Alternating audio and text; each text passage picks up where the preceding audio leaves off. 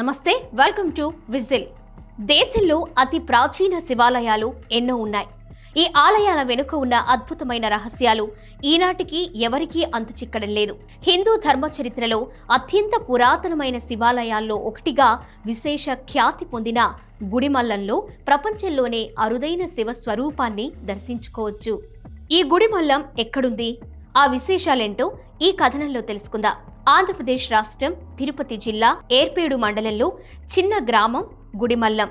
పవిత్ర స్వర్ణముఖి నది ఒడ్డున వెలసిన శ్రీ పరశురామేశ్వర స్వామి దేవాలయం వలన ఈ క్షేత్రం శైవ క్షేత్రంగా ప్రసిద్ధి చెందింది. తిరుపతి నుంచి కేవలం 30 కిలోమీటర్ల దూరంలో ఉన్న గుడిమల్లంలోని శివలింగం ప్రపంచంలోనే అతి పురాతన శివలింగంగా వెలుగొందుతుంది. గుడిమల్లం శివలింగం ప్రపంచంలో ఇప్పటికే ఉనికిలో ఉన్న అతి పురాతన శివలింగాల్లో ఒకటిగా పురావస్తు శాస్త్రవేత్తలు గుర్తించారు. చరిత్రకారుల అంచనా ప్రకారం ఈ ఆలయం 1 నుంచి 3వ శతాబ్దానికి మధ్యకాలం నాటి ప్రాచీన ఆలయంగా పురావస్తు శాఖ అధికారులు భావిస్తున్నారు. అంటే ఈ ఆలయం దాదాపు 2300 సంవత్సరాల కంటే ఎక్కువ చరిత్ర కలిగి ఉండడం గొప్ప విశేషం. జమదగ్ని కుమారుడైన పరశురాముడు తన తండ్రి ఆజ్ఞ మేరకు తల్లిని సంహరించి తన తండ్రి ఇచ్చిన వరప్రభావంతో ఆమెను తిరిగి బ్రతికించుకున్నాడు. ఈ క్రమంలో తల్లిని సంహరించిన పాప పరిహారం కోసం పరశురాముడు అనేక యజ్ఞయాగాదులు చేశాడు. ఎన్నో శివలింగాలను ప్రతిష్ఠించాడు. ఈ కోవలోకి చెందినదే గుడిమల్లంలోని శివలింగం.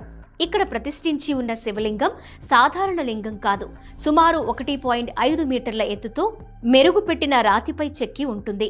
లింగం ముందు భాగంలో శివుడు పరిపూర్ణ మానవాకారంలో నిలువెత్తుగా దర్శనమిస్తాడు. ఊర్ధ్వలింగ స్వరూపంలో వెలిసిన శివుని పాదాల వద్ద అపస్మారుడు ఉండగా ఒక చేతిలో పరశువు అంటే గొడ్డలి, మరో చేతిలో పొట్టేళ్లు, జటాజూటం, గంభీరమైన దృక్కులతో వెలిసి ఉన్న శివలింగాన్ని వర్ణించాలంటే మాటలు సరిపోవు.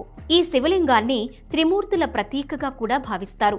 విగ్రహం క్రింద భాగంలో బ్రహ్మ, మధ్యలో పరశురామ అవతారంలో ఉన్న విష్ణువు, పైభాగంలో శివుడు ఉండడం వలన ఈ విగ్రహం త్రిమూర్తులకు ప్రతీకగా కూడా భావిస్తారు.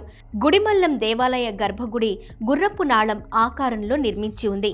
ఈ నిర్మాణం శైలి భారతదేశంలో కేవలం కొన్ని పురాతన దేవాలయాల్లో మాత్రమే కనిపిస్తుంది. పల్లవులు, చోళులు, విజయనగర రాజులు ఈ ఆలయాన్ని విస్తరించి ద్రావిడ శైలిని జోడించారు. ప్రస్తుతం ఈ దేవాలయం పురావస్తు శాఖ ఆధ్వర్యంలో ఉంది. గుడిమల్లంలో అద్భుతమైన విశేషం ఏంటంటే ఇక్కడ ప్రతి 60 సంవత్సరాలకు ఒకసారి స్వర్ణముఖి నది నీరు గర్భగుడిని ముంచెత్తడం. 2005లో ఇలాగే జరిగింది. తిరిగి ఈ అద్భుతం 2065లో ఆవిష్కరించనుంది. గుడిమల్లం ఆలయ ప్రాంగణంలో పార్వతీదేవి ఆనందవల్లి అమ్మవారుగా భక్తులను అనుగ్రహిస్తుంది. అలాగే వల్లి దేవసేన సమేత సుబ్రహ్మణ్య స్వామి, సూర్యనారాయణమూర్తి వంటి ఇతర ఉపాలయాలు కూడా దర్శించుకోవచ్చు. గుడిమల్లంలో గతంలో కంటే ప్రస్తుతం భక్తుల తాకిడి ఎక్కువగా ఉంది. ఆలయ చరిత్ర, ప్రాశస్త్యం వెలుగులోకి రావడం వలన అత్యధిక మంది భక్తులు ఈ ఆలయాన్ని దర్శించుకోవడానికి వస్తుంటారు.